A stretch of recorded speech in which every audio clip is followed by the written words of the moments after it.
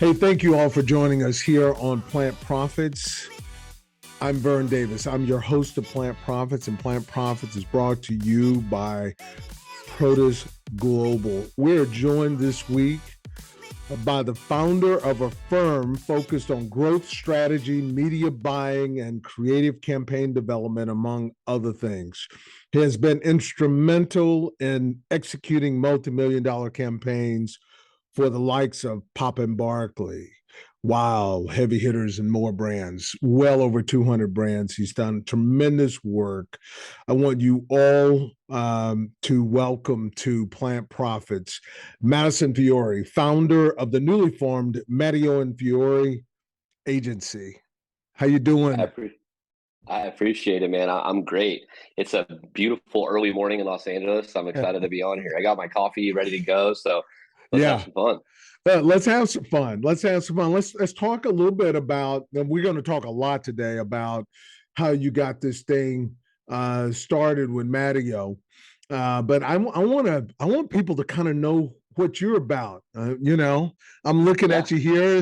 It's really our first time laying eyes on each other, and I'm thinking, I said, okay, is this guy really a former high school athlete, a star in football and lacrosse? I mean, did that really go down? Is that real? Yeah, absolutely. I mean, I grew up playing hockey out of nowhere.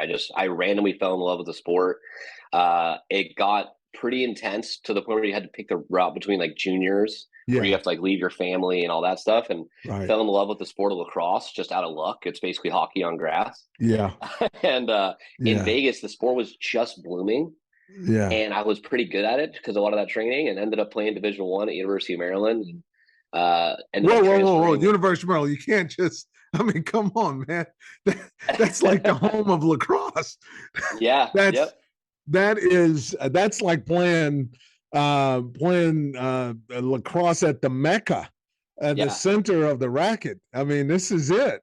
I know a little bit about Maryland lacrosse, man. So were you on a title team? I left at the end of my sophomore year, and they won it my junior year after I left. So we made it to the Elite Eight my junior year. We had some injuries that year, but they won the title almost every year since I left. Yeah, I know, man. I'm just thinking, were you the reason? I mean, oh man, maybe they were like, all right, no more Vegas kids, no more of those West Coast kids. We're gonna stick with the East Coast kids, and we're gonna dominate this thing. Oh, what was the coach? Famous guy. Coach Cottle. Yeah, was he the guy who recruited you? Yeah. And it was just a bit of luck and a little bit of timing. I played a summer camp out there. Yeah. And I was in Las Vegas, so he couldn't see all of my high school games and all of my bad games. He only saw the good game where I played unreal. I got really lucky, played with a really good team, and went off on a summer camp and scored a bunch of goals and made a name for myself that one game, and got an offer like a week later and didn't think twice and immediately took it. And man, the bonding experience of like playing Division I was just incredible. Yeah, that's a great deal, man. That is awesome. Well, I mean, that tells me a little bit about you, man. And so what did you get out of that experience that you use today? Man, I think growing up in like the sports system, and realizing really, I was a captain on almost every team, captain in football, captain in basketball, captain in lacrosse, like every sport I played, I was a captain. I just realized that like you truly are only as strong as your weakest link. Yeah. Especially in like the agency relationship where you've got clients, designers, and media buyers, and brands, and products, and customers, and all these things all coming together to build a company. You really have to be incredibly succinct. And so I think really just treating your business and treating your organization, your colleagues, and your clients as like a team is something that I've always kind of stuck with me. Yeah.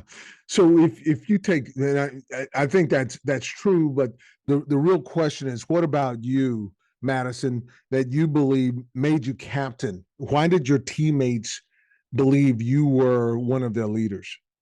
I think it was honestly really good parenting. My dad was really, really, really hard on me growing up about like being a leader. And it was never an option. It was never something to consider. It was just like, that's who you're going to be, and here's how you're going to do it. And so always being like first in line, always being early to practice, always staying late, always working with people, that you need to get better, always working with the people that are the best and trying to like bring everybody together. It was just Mm-hmm. something I really enjoyed. And that work ethic and that team camaraderie and leadership was, kind of baked into me at a very young age. That's where it happens, man. That's where it happens. So if you take a look and, just looking at your journey, right? Went to school, sports marketing, Tesla, cannabis and CBD marketing. So just take me through that a little bit because it's quite interesting the path you took and how a guy like you and what you've done, you're now this. I mean, you've created this wonderful agency in this business, Madison Fiore agency, and tell me a little bit about how you got there on a professional level.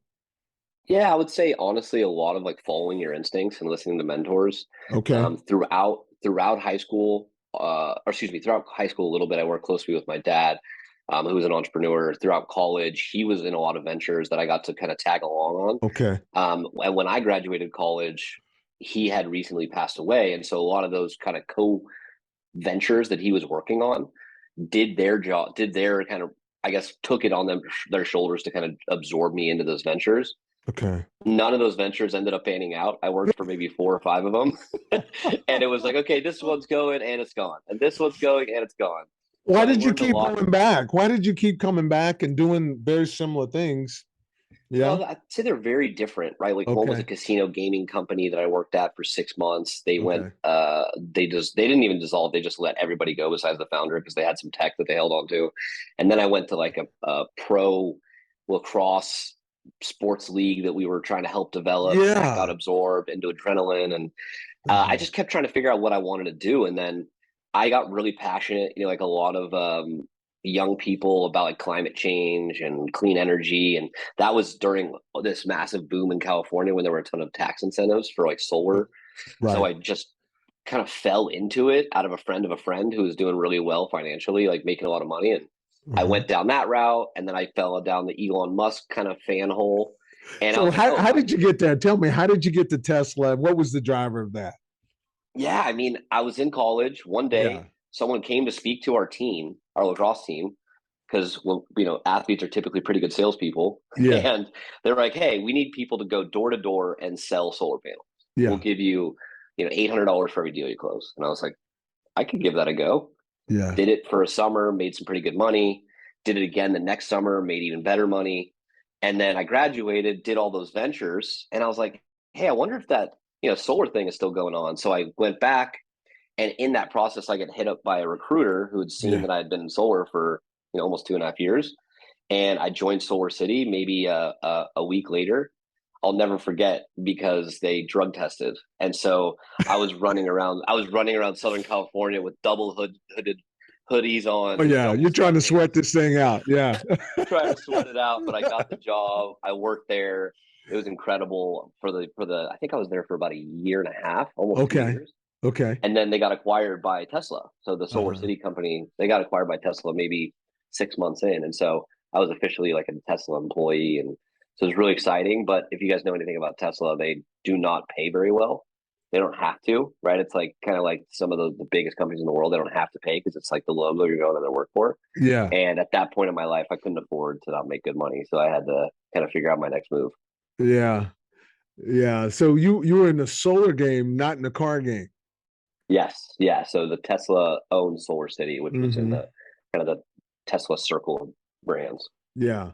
Yeah. So what was the deal that got you in the cannabis arena? I'll never forget. I mean, it was really easy. I was really close with our founder and CEO at Hawk. The Okay. the agency was just on an absolute rocket ship. When I went there, when I started there, we had 20 people. Well, yeah. So I tell you what we're going to do. We're going to take a quick break and we're going to come back and I want that story in its entirety. And we'll do that when we come right back. We're going to take a quick break. I'm Vern Davis. I'm your host of Plant Profits. Plant Profits is brought to you by Produce Global. My guest today, Mr. Madison Fiore, founder of the newly formed Mattio+ Fiore agency. We'll be right back. Hey, welcome back, everyone, to Plant Profits. I'm your host, Vern Davis. My guest today is Madison Fiore, founder of the newly formed MATTIO+FIORE agency. So, Madison, you were at Hawk. Tell us a little bit about that. This is how you got into this thing with cannabis. Yeah, absolutely. I mean, like I said, I was at Tesla, and they Hmm. changed the comp plan dramatically. So I decided I was going to go on like a spiritual quest journey to find myself. I went to Bali for a month, Okay. and it seemed like every person I ran into there was some sort of a consultant. Everybody, Okay. Okay. the digital nomads of like 2016, 2017, and I'm Yeah. a brand consultant, I'm a marketing consultant. Like I told them, just thought to myself, this is what I should be doing. I've been doing Yeah. marketing for half a decade now. I should just Yeah. kind of build my own consultancy, and I started that. And in that process, ran into a buddy who had just started working at Hawk Media, this Okay. like very small agency. I think they had like 15 or 20 people, Okay. and he's like, they're growing pretty quickly. You should meet our CEO. I met their team. I started not even a week later, just out of like really great chemistry. We Yeah. really got along, and I was passionate about the mission. Figured I would work there for 6 months and then go start my own thing. And Yeah. almost 6 years later, Wow. we helped grow the agency to 350 plus people. We had built agencies, we had acquired agencies, we had built a venture capital fund. It was just an incredible ride, and I'm so thankful that happened. Yeah. What were some of the critical challenges you guys faced as you were skyrocketing? I would say the one consistent thing that we could just never shake was the marketing employees, right? The people that were on accounts Yeah. really having a hard time keeping up with the growth. At Hawk, we were onboarding a lot Yeah. of clients on a monthly basis. We Yeah. were onboarding a lot of employees on a monthly basis. Yeah. And with that type of growth is painful, especially for people that aren't necessarily with the mission, right? What they a lot of people came thinking that the idea is like, hey, I just want to like do some really cool marketing stuff on a cool brand, Yeah. not understanding that you're going to be managing anywhere between like 5 and 10 accounts at a time, and those accounts are going to be ever evolving. They're not the same 5 or 10 accounts, and so having people keep up with that was pretty difficult. But we did a much better job, I would say going into like around the COVID time, of Hmm. just setting the expectation for people in the recruiting and onboarding process of exactly what their bandwidth was going to look like, and the sky was the limit from there. Yeah. Was it bandwidth or was it talent? Because that's always the Ugh. question, right? Yep. It's not mutually exclusive, I don't think. So, what did you see? You struggle with getting the right people doing the right things all the time in your business because your product was so successful that you were onboarding clients, and it was hard. So, what was the issue? What did Yeah, you I get out really of think it? it was. I think it was just expectation setting with the people. We had really Okay, talented people. you We had did. really driven people. Uh huh. The hard part is like getting someone who's a really talented marketer and developer, designer, media buyer, and then making them do it for a lot of accounts is Yeah. really difficult because they're not used to that, right? If they come from the brand side or wherever Hmm. they came from, there's almost no way they had the same workload that they had at Hawk Media. So I really think that it was just we did a much better job towards the end of just setting expectations with people of kind of what the job was going to look like. Hmm. Because if you look at the people that left Hawk Media, they are in incredible positions now. So you Okay. kind of sell them on like, hey, you're going to come in here, you're going to work really, really hard for the Yeah. next 18 to 24 months, Right. and then you're going to basically go get a job doing whatever the hell you want. Yeah. What was key? Sounds like you guys were successful in getting great talent, Yeah, right? What yeah. was How did you know when you were hiring that this person would be able to do what you needed to get done, and it was this person was excellent talent? How did you know? Yeah, I think asking hard questions, Yeah. right? Like getting into like a bit of role playing in the Yeah. beginning, not necessarily like the first interview, but like before we're going to send you an offer letter, like Yeah. actually getting through situational positions, being like, hey, here's client X, this is their goals, this is their spend, what would you do? And then letting them explain to you, and then asking the hard questions about like, okay, what would you actually do? Because people say at a high level, a lot of people can fake it, but when you get down to the real X's and O's, Yeah. it's tough to fake. So I think like situational discussions before onboarding is really important. Yeah, I think that's key in every in every function and in every industry. You have to put people in the place of the role and figure it out and see if they can perform. That's good But insight for us. but I think also, Hmm. Yeah. culture, like all caps, was so incredible at Hawk Media. Like we had the coolest office in Santa Monica. It was Okay. absolutely stunning. We had annual cruises. We did an annual cruise with the entire team. We had monthly Wow. happy hours with Sure. the entire team. We had we had comp plans for Hmm. everyone in the agency to like be a part of the upside. So if you managed more accounts, you made more money. If you brought in more accounts, you made more There money. you go. If you Uh-huh. worked harder, you made more money. Everybody owned a little bit of the company through like Hmm. an equity program. Hmm. Everybody had a chance to be a part of the venture team. Everybody had a chance to be a part of things. Yeah. And so people weren't going to Hawk Media for the salary. They were going there for the experience, right? It's like Uh-huh. it was just an incredible place to learn marketing, work with incredible brands, and work with incredible people. Yeah. This is great. So, and you found people. So, in your recruiting process, you found people that fit, meaning that what you were offering turned them on. Yeah, 100%. And we had a pretty incredible like training program, so we were able to Yeah, recruit people pretty young that yeah. were like, "Hey, I just want to work at a marketing agency. I just want to work with cool brands." Kind of where And you we would were a few years ago. Yeah, Yeah, yeah. exactly. And then after a month, you had the tools to do your job at a Hmm. basic level. After 3 months, you had the tools to do it at a really high level. And after 6 months, you should have been one of the best in the business, because if you're focused just on one niche, like Google ads or Facebook ads or email, and you're doing Hmm. that at such a high volume with such high volume or high performing people around you, you learn Yeah, pretty damn quick. yeah. Marketing and cannabis. Wow, that seems like to put that together is hard. I mean, and it's evident. People Yeah. struggle with this. So, what's the key, man?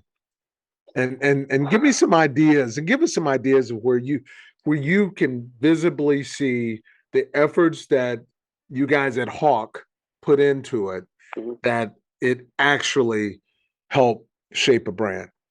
Yeah, I mean, there's a lot of keys specifically within Absolutely. cannabis. I Yeah. think the biggest miss that I personally see, and one of the opportunities that I think I see with this agency, Yeah. is the miss around like what brand is.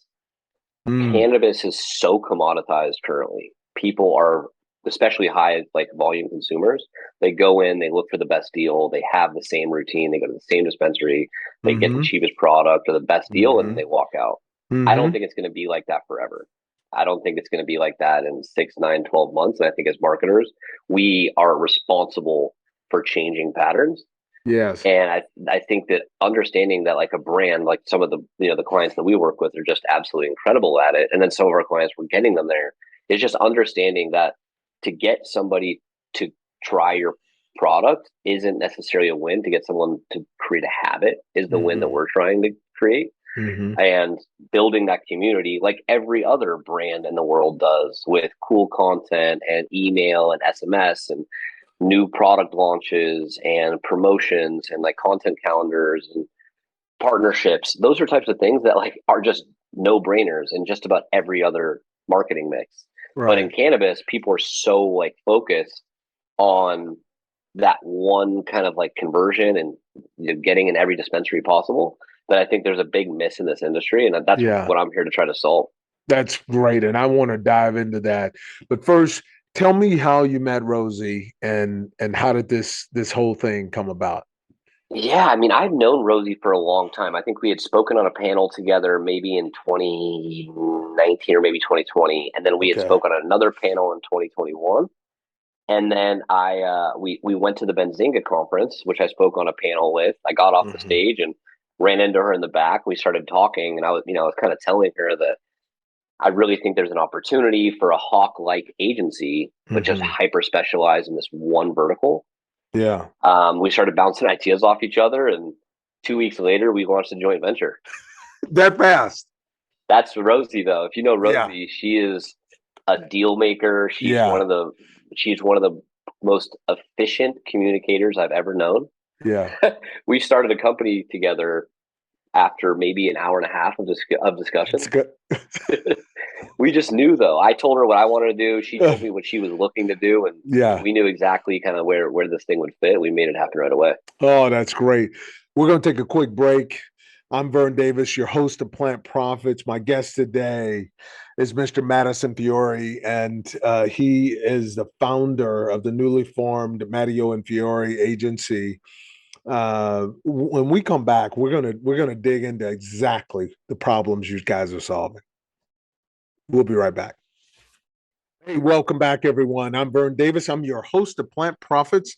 My guest today is Mr. Madison Fiore, and he is founder of the newly formed Mattio & Fiore agency. And so, Madison, so here we are. We got this cool thing. We got Rosie and you getting together and forming Mattio & Fiore agency. What do you do? Yeah, I love it. I love it. Well, I think what we do is really zoomed out from what I learned during my time at Hawk Media. So Hawk, super powerful performance marketing agency, very proficient in building growing brands online. During that time, I had a meeting with my buddy Eric, who was the CEO of Hawk and founder. We had a coffee. He made me meet him at 6 in the morning. I'll never forget it. If I wanted to get time on his calendar, I had to get him at 6 a.m. And he's like, "So what do you want to do?" I'm like, I just I'm not feeling like I'm going anywhere. I feel like I'm kind of just spinning my wheels. He's like, "Well, pick an industry and go own it." And I was like, "Okay, well, what industry?" And I'm looking at health and wellness and beauty and all these things. Yeah. And, I've always been passionate about the plant. My story around cannabis. I grew up with an alcoholic father. He grew up with an alcoholic father. He grew up with an alcoholic father. Wow. I grew up in Las Vegas. Right. In Las Vegas, a lot of people abuse drugs in general. Yeah. Alcoholism, drugs, painkillers, you name it. And I had a close family friend who was, used cannabis. And he was the best to hang out with. He was nice. He was fun. He was helpful. He's playful. He's always trying to feed us. It was great. I was like, wow, why isn't everybody like that? Right. And then I grew up, started to use cannabis. And I just think that this plant has such an opportunity to make an impact on this society, both medicinally and recreationally. Yeah. And I would really love to be a catalyst for that change.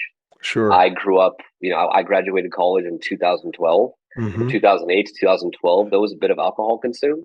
Yeah. And I don't think that's a healthy habit for the next generation. I don't want that habit to carry on in the next generation.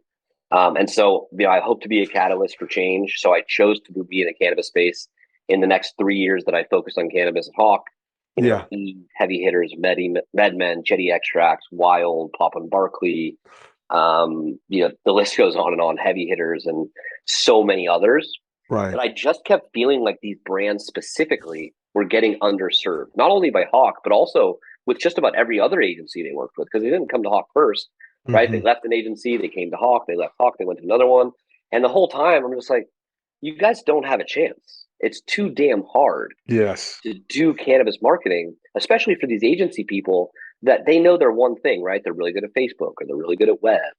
Cannabis is so fragmented and so difficult that you really need someone who understands cannabis and not the plant, but like the plant helps, but understanding the rules and regulations and the red tape around compliant marketing, successful compliant marketing. Right. Exactly. And so I was trying my best to lead compliant and strategy across all of these accounts at one time, but it got to be too big. And I just realized that I needed to build an entire team hyper specialized on this plant. And so I'm essentially doing that now. And you're doing that in this new agency, right? Exactly. So we've got a team of 5 right now. Okay. We've got about 15 additional like subcontractors and freelancers that I've worked with for a long time. Yeah. And we're just trying to figure out ways to build and grow brands online, especially knowing that there's a big difference between CBD and cannabis and dispensary and delivery in New York and New Jersey and Michigan and California. And our team is spending, hours daily staying ahead of those different kind of rules and regulations. Okay. I'm a MSO. I own multiple brands. And Why would I come to you versus some other agency? Well, there's a handful of reasons. One, you're probably already working with Rosie. And so uh, you're probably So working with it's Rosie the already. devil you know, right? Yeah. Yeah, so you're already working with Rosie. We come in, we provide Yeah. essentially an in-depth audit of what you're currently doing on paid media, email, strategy, SMS, creative campaign development. Yeah. And then we come together and put together like some sort of a plan, and then we roll out that plan. We have a client just like that right now, one of Okay. the biggest MSOs in the world. So Okay. we're running advertising across multiple states. We're helping develop those creative campaigns, shoot those creative campaigns, implement those creative campaigns. Like promotional strategy, we manage your Weed Maps advertising. We can manage Hmm. your iHeart Jane advertising. Basically, all the stuff that I wish I was able to do at my former agency, I Yeah. built into this specialized agency because we really are just specialized in this. So Yeah. having deep relationships with Weed Maps and Jane and Hmm. Elo and Surfside and basically all these tools is really advantageous for our clients. Yeah. So what do you tell your client about what it takes to build a brand? And what's their expectation of a brand at this stage? Yeah. And let's just stay with this client. This is the one you're talking about. Mhm. This client is this huge MSO. So do they know what expectations should be, or are you teaching them expectations? So this specific client absolutely has expectations. They're probably one of the highest performing marketing MSOs in the world. Okay. Um, that's what drew me into them. Okay. So absolutely, I would say like when I'm working with clients on an ongoing basis, I love on the kickoff call when the whole team's there asking what their value proposition is. Yeah. And it's Yeah. pretty incredible how rare people actually truly know like what their value proposition is. Like, why does your brand exist? Right? Like, Yeah. why your brand? Why your product? And Sure. so working backwards from there, helping formulate what their true value proposition is, and then helping articulate that. But Hmm. I think every client we've worked with yet has come to us to spend money on advertising and grow the business. And I've kind of helped held all of them back Yeah. because in order for any sort of paid media or advertising or top of funnel traffic in general to work, you have to have a funnel that's going to help nurture and convert that traffic. And so we spend a lot of time in the first 90 days developing and optimizing your web presence, your Yeah. organic social presence, your email automations and flows, The any sort of foundation. SMS. The Yep, foundation. Yeah. your content calendar, all of Sure. that type of stuff. Because Yeah. once you have that set up and you truly have it running like a effective business in 2022, then Mhm. we can start to fill the top of funnel knowing it's going to convert because we have all these kind of pathways to get them to convert. And then once they do convert, extending lifetime value with like, post purchase upsells and promotions and new product releases and giveaways and stuff that's going to interact with our customer. But in Mhm. order to get advertising to perform across any business, not even in cannabis, you have Mhm. to have that marketing funnel there to make it work. Yeah.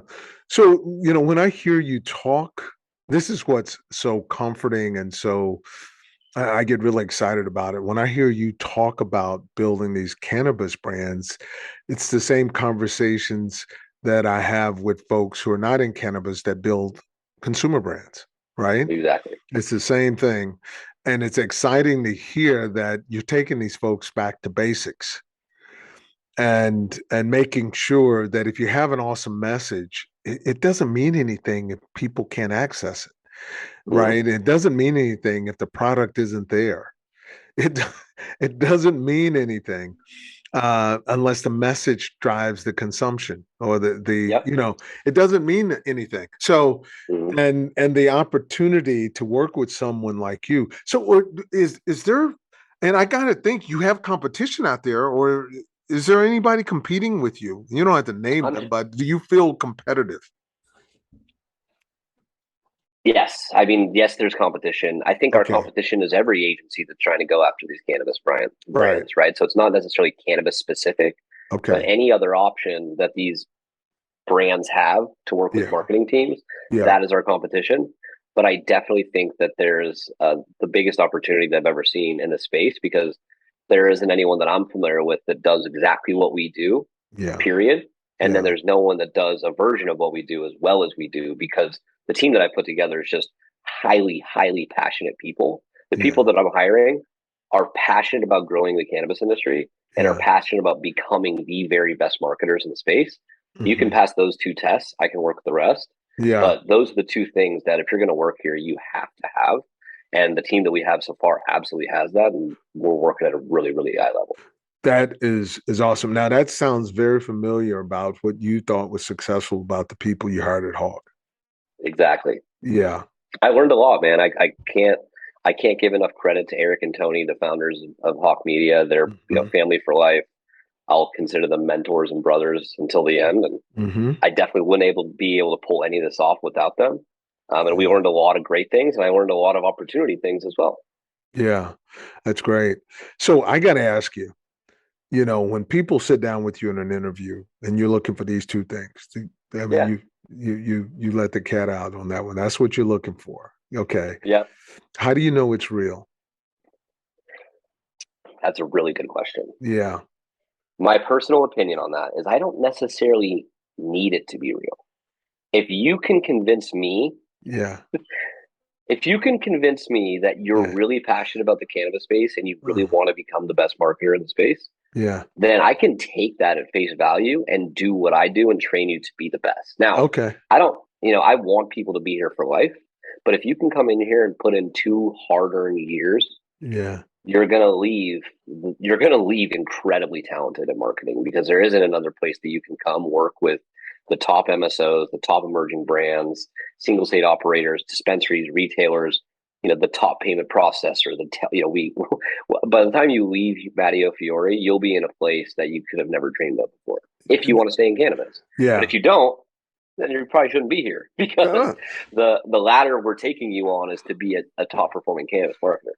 So, and that's great, because I love the fact that you have expectations. I'm gonna create superstars, and superstars are not going to stay here all the time. That's an expectation. If I'm successful, you're leaving. Right. So I think that's good. And so the question is what the talent pool is. Today's talent pool is always looking for is building their brand. Right, building their brand. So the way you structured and you put together Mattio Fiore, is this a place where I can build my brand? Oh, absolutely. I would love for you to come build your brand here. I worked with Ashley 2 or 3 days ago, and talking about submitting her for panels and writing content and really truly trying to turn her into a thought leader in the space. She already is a bit of a thought leader, because she's worked with MedMen, she's worked with Grassdoor, she's worked with Sweet Flower, and she's worked with every single California brand in the world in those 3 positions. So she's already pretty well known. But absolutely, I would love nothing more than to make anybody and everybody who works here a superstar. Because like I said, I understand that if you're highly, highly successful, there's a really great kind of pot of gold at the end of the rainbow where you end up at CMO at one of these big companies. And that's completely fine with me. Great. Okay. That's really cool. And that's going to be attractive as you build this thing out, as you build Mattio Fiore agency out. Real excited. So tell us, what can we expect from you guys in the next 6 months, 12 months? Well, I would say we've got a lot of very specific goals. Probably aren't necessarily worth sharing to everybody, but one of them is absolutely award-winning campaign. Okay. One is absolutely to work with the biggest and best in the space. Okay. And to over-impress every client we work with. So far, we haven't lost a client that we've worked with. The plan is to keep it that way. I think if you get the chance to work with us, because right now we have to be pretty specific about who we onboard and when. We're not just onboarding anybody we can. We're getting pretty specific about it. So, working with the best and building on award-winning campaigns and building a reputation for the best possible marketing choice for the cannabis space. Oh, it's great. That's good, man. And having a hell of a time doing it. Yeah. So you got to have fun, right? You got to have fun. Our office here is a block from the water in Venice. We're doing a lot of cool stuff with the Mattio team. We all went out to New York together and spent a week or a weekend in Atlantic City. So culture, enjoyment, and process is kind of the foundation of everything we do here. Fun, culture, enjoyment, and process. Process has to be number one for sure, but Yeah, culture and enjoyment are the sub two. that's great. I love it. Come here, be the best in the world. That's it. Exactly. And Huh? yep, That's very it. simply, Yeah, I love it. I love it, that's what man. we're going for. Madison, it's been terrific having you here with us today, man. And I really want you to know right now, please, I love this conversation about building brands and cannabis, because that is the next big step that the industry's got to take. And if you own a brand, and you know, you got to build it, because that's where the all these guys and girls want to sell these companies. That's where the multiples are in brands, Yep. you know. Yep. We So got to stop commoditizing this plant. I think as an yeah. industry, we're cannibalizing each other by commoditizing this plant. I don't know if, I mean, I'm on a bunch of email newsletters, Weed Mm-hmm. Maps and all the top delivery services and all these, basically top retailers and distributors. And every single email, every single social post, everything I get is about discounting. And Yeah. we're cannibalizing each other. So I think one of the biggest things that we have to do to this plant over the next 18 months is try to decrease the commoditization Yeah. of this plant, Yes. and start productizing it through like really cool products, right? I think Mm-hmm. beverages, I think gummies, I think different form factors are Yeah. going to give you an opportunity to differentiate. I think the flower is always going to be there. I think the plant in its original form is beautiful. But I think building a brand is really going to come to bringing a form factor that people can connect with and build into their routine, and also simplify consumption for some of the canna curious, because as consumers, it's our job to try to get people to consume responsibly and get people to potentially replace an opioid or a sleeping pill or a Mm-hmm. depression supplement with a natural form factor such as cannabis. So I think each of us as consumers and kind of stewards of the industry have to focus on doing that responsibly, Mm-hmm. as well as trying to decommoditize the space. If we can all do that, we're going to be in a much better space kind of ending 2023. And on that note, I appreciate you. Thank you. Look, Plant Profits today had Madison Fiore, founder of newly formed Mattio and Fiore agency, and they're building brands in the cannabis space. And I love that. I want to thank you, Madison, for being here. And I want to thank all of you for joining us here on Plant Profits. And Plant Profits is brought to you by Produce Global. You can look for our past episodes, well over 150 episodes, starting with cannabisradio.com, or make sure you give us 5-star ratings wherever you find us, and download us, and Apple, Spotify, wherever you get your podcast. We are there. Please take a listen, and follow Produce Global, my company, through our social media presence on LinkedIn and uh, Insta, Facebook, Twitter, everywhere. We are everywhere, and really learn about us and learn how we help build companies and how we change people's lives. And this is produceglobal.com at PROTIS global.com. Until next time, cheers.